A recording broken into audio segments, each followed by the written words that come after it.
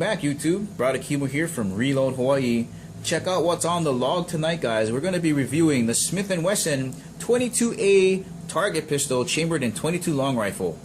Man, are those rounds hard to find, man. Out all over the place, especially on an island. Damn! Anyway, I'm going to describe to you guys first off to start the review how I arrived at this pistol. In my mind, for where I shoot, again, from 25 yards to 50 yards, I really wanted something for accuracy. And I knew stuff like the plinking pistols, and let me describe in my brain what that is. Stuff like the service pistols, because they make stuff like the 1911s and the Beretta M9. They kind of make those in 22. I didn't want that stuff. Or any of the shorter barreled training pistols like the SR22 from Ruger, or the Walter P22, or the Smith & Wesson MP22. I knew I needed something with more accuracy to help shrink my groups down. And number one, because I'm not a very good shooter, so I need all the help I can get, and I'll go over those things as we go along. And I just kind of really didn't care for the tactical. I didn't understand the tactical look, to some of them. But and that's how I arrived at the target. I decided that I wanted to do target shooting with it. And I'm not saying by any means that this is a target pistol that will get you to that Olympic style type of accuracy where you're wearing an eye patch over one eye and you're holding it with one hand and you got that crazy looking visor on. It's not that crazy accurate, but is it accurate enough? Yeah, I think so. You saw my groupings in the front there at 25 yards. For me, that's pretty good.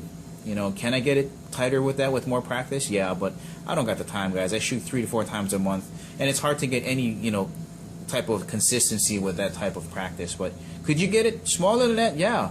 And guys, my first 22 long rifle target gun was actually a Ruger Hunter. That gun was beautiful. $680 though. $325 with shipping and FFL. On a side note, guys, that's what's really irritating about living in Hawaii. You can't find usually what you want to find when you want it, and that's why I had to bring this in. I don't know of any gun shops on this island that bring this in on a regular basis. Guys on the mainland, you can walk into any gun store, even a big box, and find these for like $199 with the plastic grips. And then if you want to, spring for the extra cash, you spend $75. You can get the wood grips.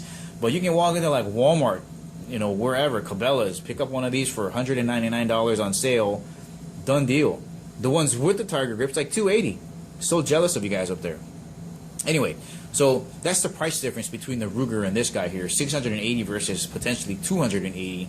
Now that Ruger stainless steel frame, fluted 6.8-inch barrel, and man, was it reliable. Was it accurate? Hell yeah, it was super accurate. And the reliability, it ate every type of ammo I put through it. Okay, now I'll be honest with you, this is cheaper. I paid $325, still half the price, but the reliability is a little bit different. For example, when I shot this guy through it hated it. I would say 2 out of 5 was stovepiping.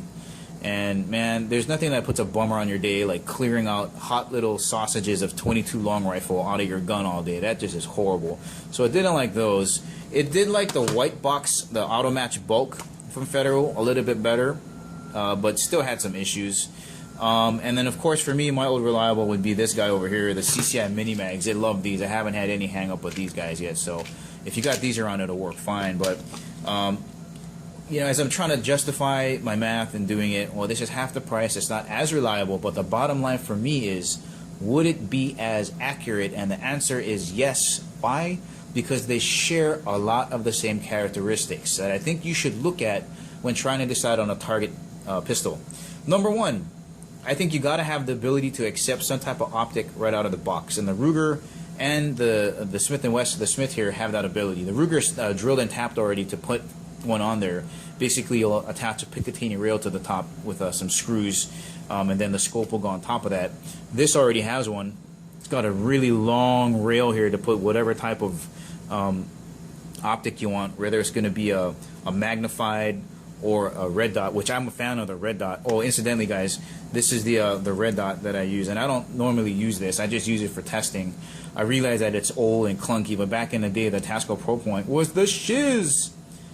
But now you can jump on Amazon and buy a cheap one for $20. So long as it holds its 0, I think you guys are going to be happy. And I really can't imagine it being that much of a disaster, especially if you're a Prime member.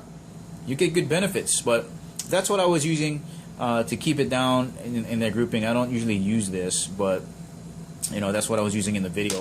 The point being is that it'll just slap right on there, as long as many other reflex sights. So I'll leave that up to you guys to do the research on there. I've tried many of the cheaper red dots, and they work fine for 22 long rifle. There's not a lot of recoil to knock that red dot off center, so give those a try if you're trying to save some money. The second thing is, I think you need to have a decent barrel for a couple different reasons. I know 22 long rifle is not a very high recoiling type of gun, but the bull barrel on both the Ruger and this guy, this is a 5-inch as compared to the Ruger 6.88 barrel.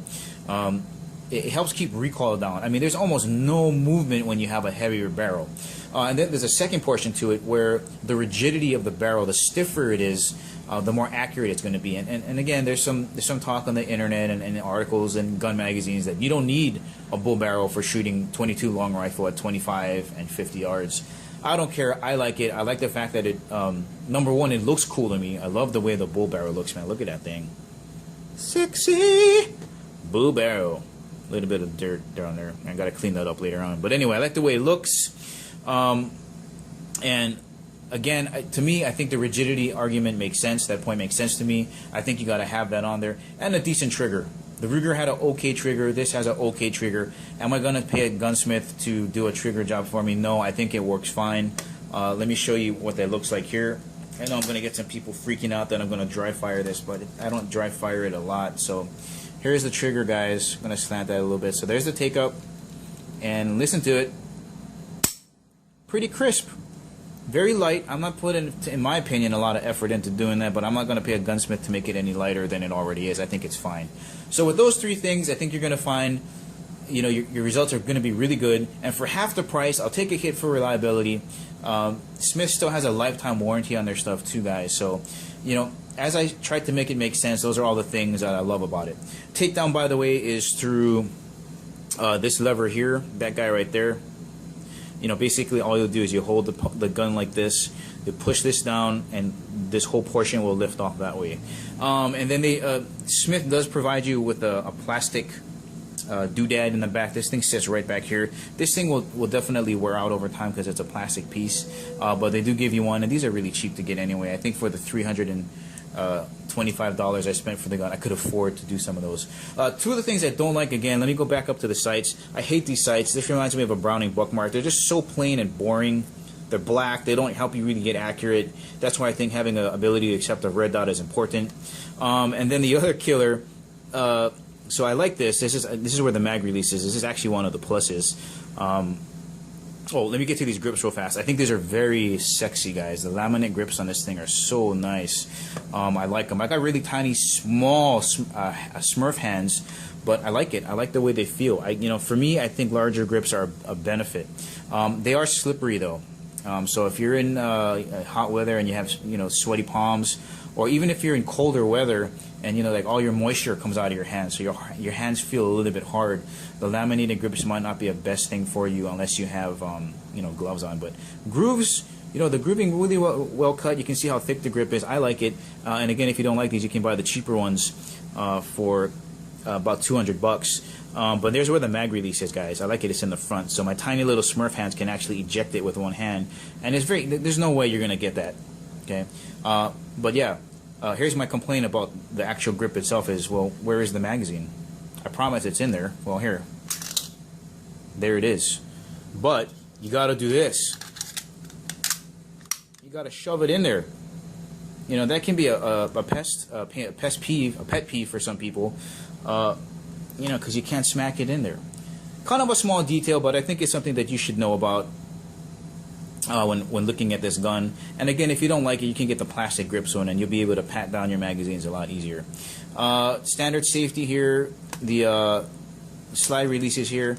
Incidentally, this does kind of work like a Ruger as well, where the bolt slides back like that, reciprocates back and forth, and that's what does all your firing for you. And the rear sights are windage and elevation adjustable. Let me kind of show you what that is there with those screws there. But again, the front sight is totally useless. You'd have to probably paint it up with some nail polish or any of the paints that are available for that. But guys, that's all I got to say about that. I really love it. I think the savings are great. It's worth taking a hit in the reliability category, especially when you're saving so much money, and especially when the bottom line results are going to be the same as spending money on a Ruger type of pistol. Well, that's what I got to say about that. Again, guys, if you haven't subscribed to my channel, please do. If you like the video, give me the thumbs up. And as always, guys, I will catch you later.